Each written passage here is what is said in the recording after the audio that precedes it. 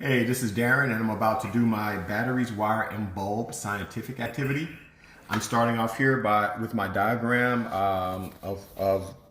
with my scientific guess or my hypothesis of how this works. So here I've drawn my D battery here, which is my power source or my electricity source. Then I have my copper wire, which will be my conductor that will carry the electricity or the electrons from the closed end of the battery to the open end. And then I have my light bulb here, which is a open circuit. So I am hypothesizing that the energy needs to flow out from the negative side. So the negative I always look is losing it, and then going back up to the positive. So for it to work, these two, the open circuit of the bulb and the open circuit of the battery, has to touch to close that, and the wire will touch the light to make it work. So as you see here, I have my setup. I have my Philips flashlight 4.5 volt battery. Flashlight bulb. I have my Duracell battery, and I have my wire. Okay, so while I'm doing it, I just want to talk about using assessments in the classroom. Assessments can be very good, especially like when you're teaching science.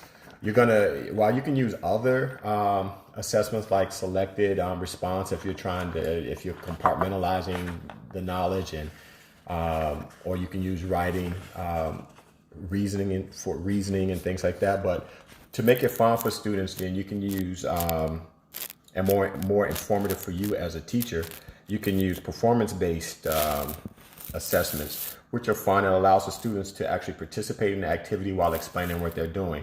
So for instance, like here, I am touching the negative side of the battery with the copper wire, and I'm going to make sure I can bend this, and I'm going to touch this with that.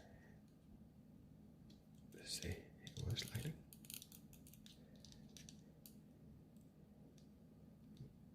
Did my bulb? Oh, here we go.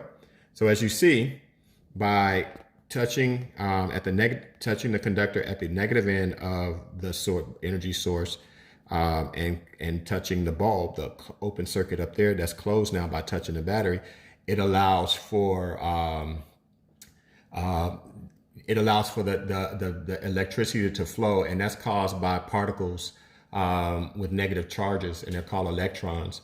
So when the circuit is complete, like it is now, or closed, from one end of the battery to the all the way around to the next end through the wire, it carries the electrons or the electric objects so that they're connected. So as you see here, it is connected. So basically, you have electricity flowing from one end, the open end of the battery, to the closed end of the battery to the open end of the battery, and the two open circuits now are touching, and the wires touching the bulb, which completes that circuit. So this is a complete electrical circuit. So again, using performance-based assessments, they can be formal or informal. Formal, of course, if you're going to have a quiz and you have specific things that, hey, I need this particular limited answers. Or it could be spontaneous, where you're talking about things and you just decide, hey, let's see how this works. So it's actually fun, and you can use performance-based assessments in a way the kids don't even know that they're being assessed all the time, because you can use the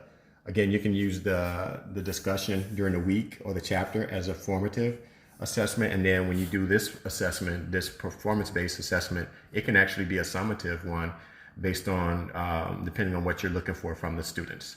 So here you go, it's lit.